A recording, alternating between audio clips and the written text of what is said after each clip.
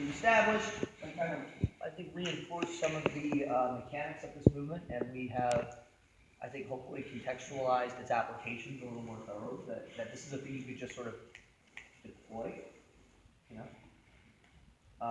It's worth asking.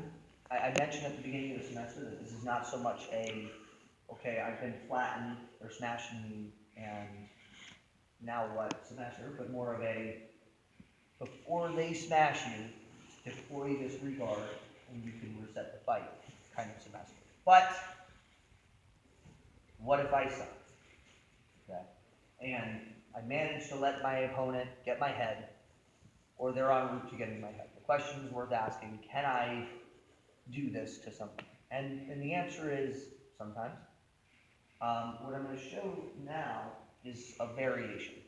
Now, I'm going to tell you guys up front two things.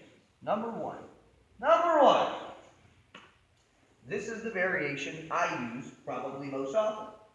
This is the thing I do to brown and black belts, and purple belts and below. This is the thing I use frequently. And I have a lot of success with this. This is a high percentage escape move. The thing is, as will be pretty apparent if you have some experience when I demonstrate this, this variation is wrought with danger, okay? We are in, it's like the dark woods in Snow White, okay? Vines are coming at you, it's a whole thing. The difference is, the important nuance is, I have traveled these woods for years. And so I know where the dangers are. And I know what I can't let happen in terms of like actually being put in danger. So I'm going to show you guys this. And I'm not going to spend too much time on like, they could do this, they could do that. Because again, if you have some experience, you should be able to look at like, oh, they could do this, they could do that, they could do that. The short answer is like, don't let them though. Like, don't let them, you know? Like, if you see it coming, and it looks like danger, and it smells like danger, probably danger, right? So be aware of your strategies. But I can tell you that this is probably one of the highest percentage side control escaping movements that exists. That's my honest opinion. Okay. So, let me get you John. We'll start from the knee cut situation again, right? So he's passing my guard, and I did not deploy my hayah, right? So go ahead and do passing, right? I did not deploy my hayah, and now we're in a situation where maybe you turn your knees over, right? And now we're like dealing with this. He's trying to grab my head and all of this stuff. Let's rotate a little bit this way. So I want, yep, and you guys are going to want to be over here. All right. Okay, so I'm here. So he's trying to grab my head. Maybe I'm trying to stop him. Like he's past my guard, and I don't think I'm going to deploy my elbow, right? I'm kind of stuck in here.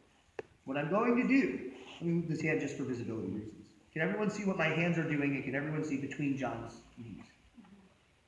I'm going to take one hand, the top hand, and reach and grab the far pant leg, like this. I want to grab, if everyone grabs their pants on the inside of the knee, right? If you guys, I can't reach it. On the inside of the knee, there's a nice bundle of fabric, right? You guys see right here? You're grabbing this. This is stiff arm. The other hand is coming in and grabbing the pants on the same grip on the same side, right? I'm then going to stiff arm my two arms as much as possible, and my goal is going to be to do the same mobilization to get here. Please do things to me. Go ahead. Circle out, right? Go behind me. This is like stupid effective. And the cool part is you keep committing to trying to smash into me, keep trying to take me over. He'll just redistribute his weight into basically me being able to toss him. Now look, if you looked at that and said, but Alex, what about the crucifix, collar choke, back tape, front headlock, Darce choke? Yes! Yeah, that's all there, dog. Like, dude, if you do this poorly, you might get Darce choke, crucifix, back tape. You get it all the same time. Yo, you gotta be aware though. You gotta be like, right? Well, but here's the thing. You're technically at risk for all that shit in the first place anyway. So, what I can tell you is I have done this a billion times, and I have never been Darce choked or crucifixed or back taken or anything. Because I know what the things that they're going to need to do to make that happen look like. So just be mindful. It's a very high percentage movement, but it's not without its potential risks. Okay? But you'll be surprised when you get this grip on people, this double pants grip, you'd be surprised how much control you have over their body by just keeping the two knees at the ends of your posts. Alternatively, he has me smashed, right? I'm here, okay? So now, man, I'm not getting this elbow behind me at all, right? Like I'm pretty much stuck. Well, if I can get at least this elbow to the floor, not that this is the point of the semester, but we'll talk about this. Actually, we talked about this Friday, because I hold really tight. Is the way I'm going to do this is, for those of you that were here Friday, that same swoopy motion that we did before, right? Where I like pick my knees up and swoop, right? I'm going to, or I could just pendulum, but I'm going to pendulum towards, drag that elbow back. So if he's here, say your knee's close to your elbow, I just try to pin that elbow down. That's going to be tough. I swing my feet away, I swing towards, and I use the momentum to get my elbow down. From here, I'm working this hand inside, but what I'm going to do here, can everyone see my arm here? I'm not working it on top of the collarbone like we normally do. I'm working it under the armpit. And then my objective is going to be to kind of kata again. I can use my feet to swing. And then I get here. And at this point, I get my pants gripped. So he's going to think he's going to smash me back down and flatten me out. Please smash me back down and flatten me out. But he's not. He doesn't have me anymore because I have his pants. Continue to smash me.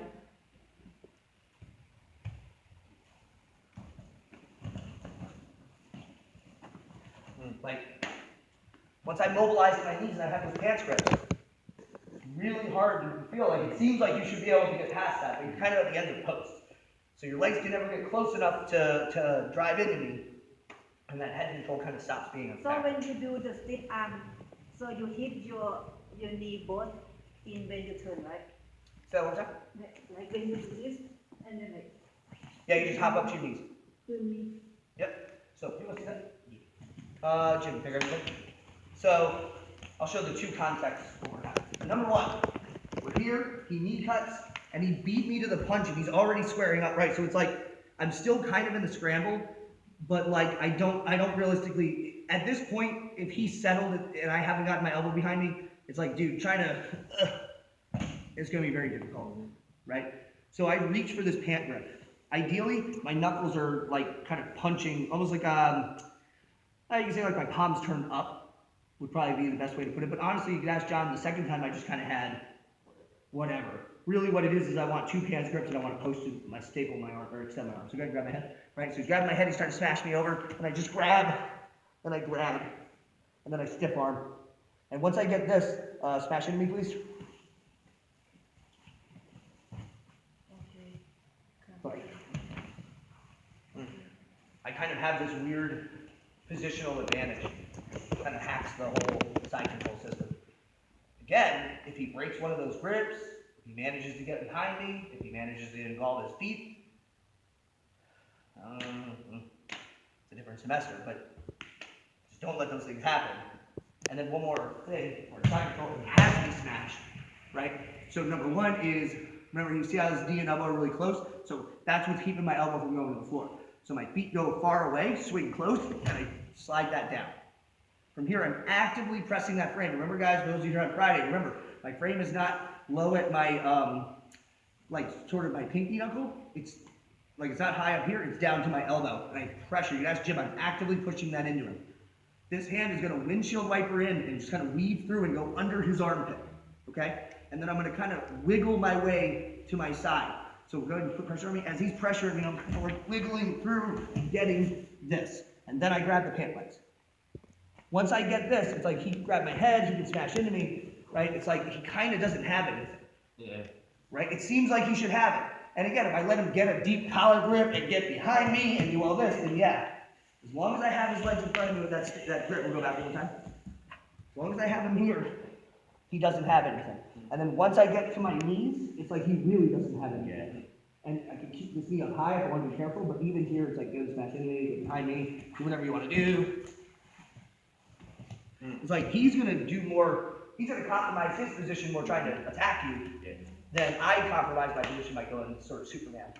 So, does that make sense? Does that make sense, guys? Excellent. Partner, work it out. 1, 2, 3.